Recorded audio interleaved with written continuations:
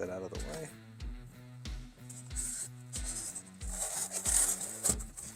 That's a good fit. Hey, so it's been a while since the last layout update, but I have got a few things done that I want to show you today. And one of them is this little tire shop over here. And we've raised the surface of the land in the back, and we've added a couple of structures on the other side here. So let's take a look. Okay, so this is the right side of the layout, the end, and it extends another 25 feet that way. So this would be the Queens end, and as we get to the other side and turn around, that's our Brooklyn end. So I've kind of finished, or almost finished, this little section here. I had added on 4 inches to the edge of the layout. You can actually see the seam here where the layout used to end, just to get a little bit more out of this section.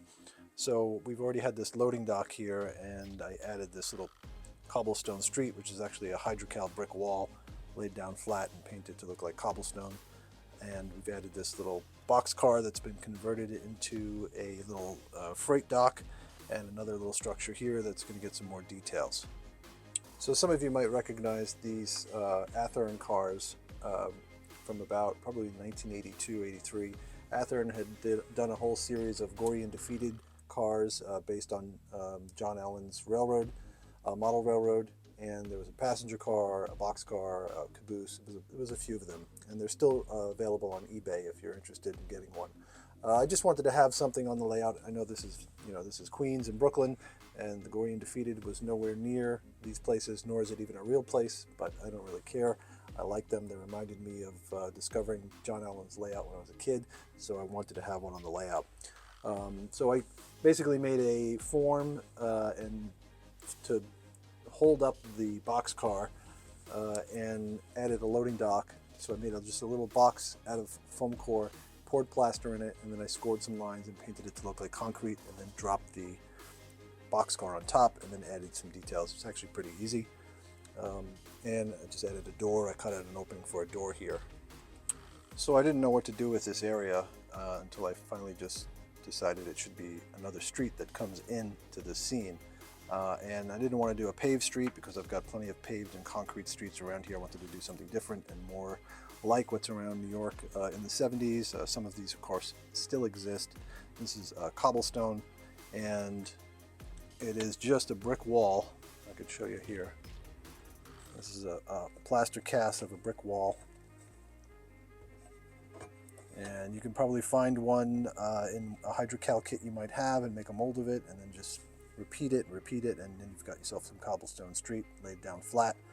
I think the scale is right. These bricks are actually a little too big for HOs, but they look perfect for HO cobblestone. And I just put a wash of alcohol and ink, and I dry brushed them with some blue and gray, and it looks pretty good. So I've been trying to focus on the idea that these scenes should be kind of claustrophobic and tight and crowded. There are lots of little backyards that I want to create that are just kind of little mazes behind all these little businesses and buildings. And it's nice to do it up front on the edge of the layout where you could add a lot of detail, some fencing that you could see through and see details on the other side. So I'm still going to continue to add some more fence here to block this off and isolate these separate businesses and properties, and then just keep loading up some more detail. So I've started to work on some background structures, and this one is nearly complete. I got to add a few more details to the wall, some vents and air ducts running up the sides. This is a Walthers flour mill kit. The kit's been around for years, and it's a really versatile, universal kind of structure that you can put just about anywhere. Instead of building it as a 4-sided building, I modified it to make it a nice long background flat, and added some tons of graffiti at the bottom where the tracks are, and of course up the ladder where people can climb up and get some graffiti done as well.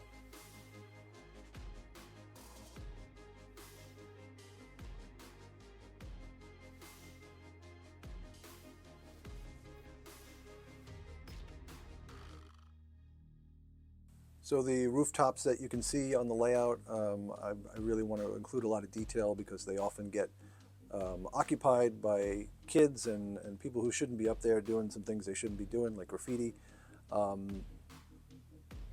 These graffiti tags are of the era. I've kind of used photographs to copy what was being done around then, and if you were in New York at the time in 1981, 1979, you might have seen Revs Cost and other tags like this. So I kind of wanted to be a little authentic. I don't want to completely make it up. This is a figure spray painting the wall. This is a 3D printed figure from Mini Prints.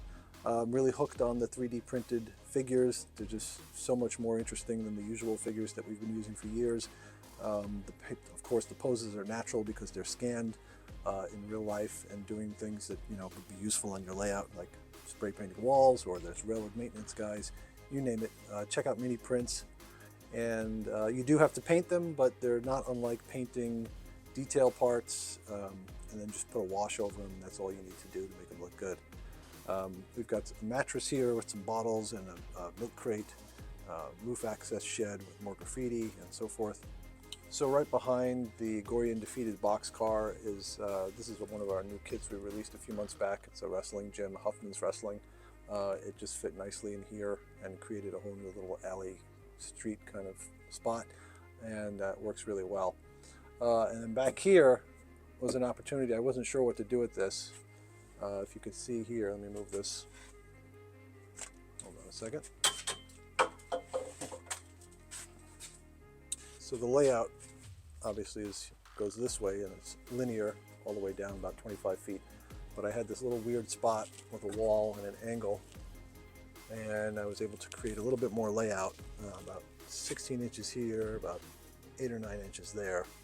So it created an opportunity to get some more street scenes in. You can see I've sort of roughly drawn out a street. I liked what was going on here, but it just kind of wasn't enough as far as a build-up. You just want to keep seeing more buildings, and this was a great spot to do it. And I had this long street, which presented another opportunity. Let me get this mock-up here.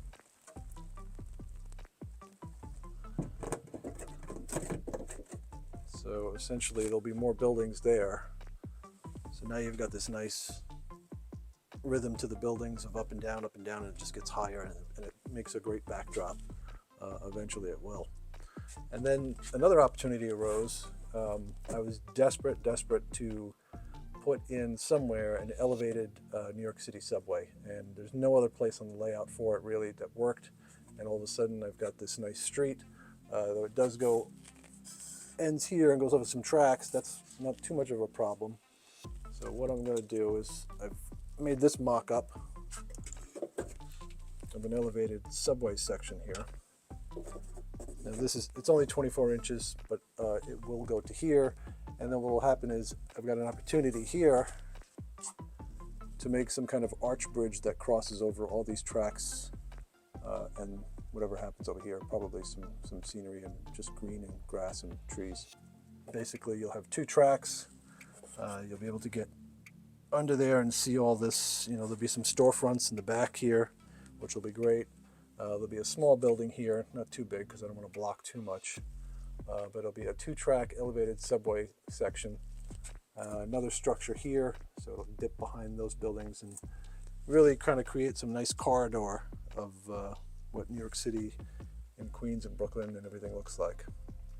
And yet, another opportunity I also wanted, this also goes back to John Allen on his Gory and Defeated. He had under his layout, probably in his valance here, a little window into a subway section that had a mirror and track, and it looked like the tunnel just went on forever. So I'm doing something similar, except it'll be the train coming at you. So here's the elevated section, and I've got space to do a little tunnel with two tracks, and I can do a mirror at the end, and maybe a string of lights or light the ceiling and make it a nice little dark subway tunnel right there. So this guy, let's take this guy out.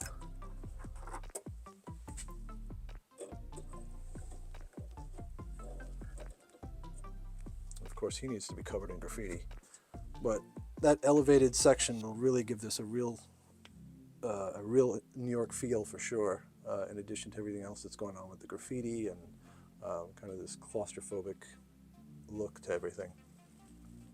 So this, I'll probably 3D print this. I'm not sure yet. I know the kit company ITLA has a great laser cut kit, which I can consider, but I'll see what I come up with.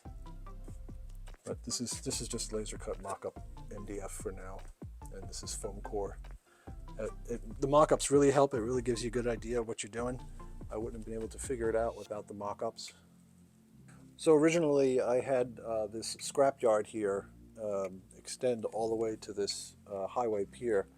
So this whole thing was dirt, and I didn't know what to do with the space. Originally I thought I'd put a structure here for some scrapyard equipment, cranes and tractors and all that, but I can always imagine that the scrapyard extends off the edge of the layout, so you don't really necessarily have to have a building to support it in this scene. So it was another opportunity to change the elevation of the layout. A lot of this was flat, which I wasn't happy with, too flat. I mean, it doesn't need to be mountainous, but it can't be completely all at the same level. So with just a 3/4 inch sheet of plywood, I raised this area here and created this little ramp, if you can see it. I'll show you some more in a second, and created a little tire shop repair place.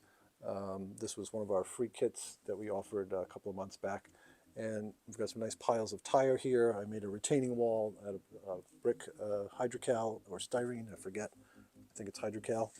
And then an opportunity for a tree and some vegetation to sprout up, and the whole area is fenced in. And on the other side, it creates a nice corridor for the right-of-way, which is something I'm really trying to focus on, because again, it was just too flat and too open, where in New York, of course, it's not. The track barely just kind of winds its way through in between buildings and objects and all sorts of infrastructure. So that's what I'm trying to do, which brings me to the next section over here. So this section was previously flat. You can actually see where I ripped up some track under here. There was a siding that went that way. There's still room for that siding to the left. That'll be near the Pepsi building. Let me just show you that real quick. So now the siding just ends here, and I ripped up the track there and created this kind of elevated section, which affords me a road and a little dead-end street here and some more buildings. This one's temporary. This one is going here. This is a new kit that we'll be releasing soon that I just dropped in. And we'll put a retaining wall here with some graffiti. And now there's a road. You can see back here, there's a ramp, an incline that goes down there. Let's take this off for a second. You can see that ramp there goes under the highway towards the back. And now this road actually has a purpose. Before it just kind of went there and it was flat, and it just kind of went to a building that I didn't figure out yet. But now it makes a little bit more sense. This is more of a street, and there's a reason to cross those tracks and get all the way over here. So now that this is elevated, it starts to define this corridor for the right-of-way of the trains. Before it was flat, and maybe a building would have helped there, but when you go through New York City on a train, either a Metro North or a subway or whatever, you're usually in like a depressed cutout section, and everything else is just kind of, you know, rising up around you. So that's kind of what I want to try to do here. And between the tire shop, which is over here, it's only raised 3/4 of an inch, which is fine. I don't want it too high because then you won't be able to see the trains or access them. So it's a nice gradual incline from 3/4 of an inch to about 2 1/4 inches there. And now the highway kind of interacts with all of this too. Usually there, under these highways, the space is kind of carved up and used in all kinds of crazy ways, and I like that this ramp goes around this hammerhead pier, and you still got access to the space under the highway. Before it was just dirt. And the same thing in the back. You got this other ramp here, and it's kind of snaking just under there around it.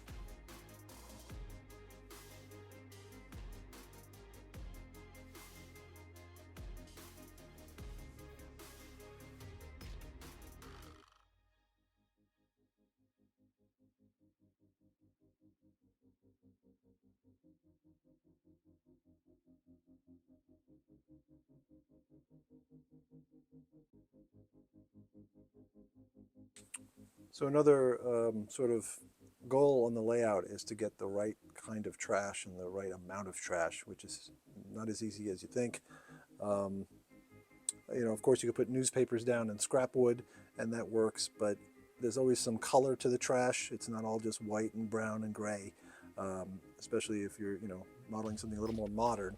And I'm modeling late 70s, So I went through the trouble to get some images off the internet for some old packaging for fast food.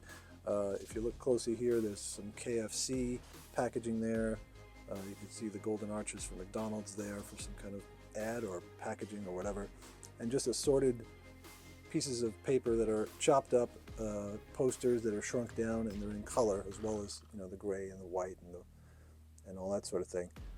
Mixed in with the strip wood, my friend Lauren Hendricks made me a bag full of cardboard boxes all folded up and glued together, which are great to crumple up and put around the layout. And of course, graffiti, graffiti, graffiti.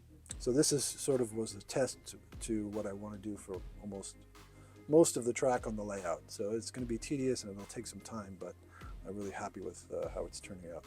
So another new thing on the layout is this engine.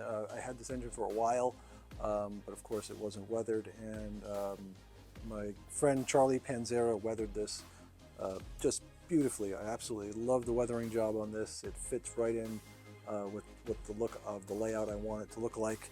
And this is an Athearn SD 45-2, I think, an X Erie Lackawanna painted as Conrail, and it's just a beautiful thing to look at.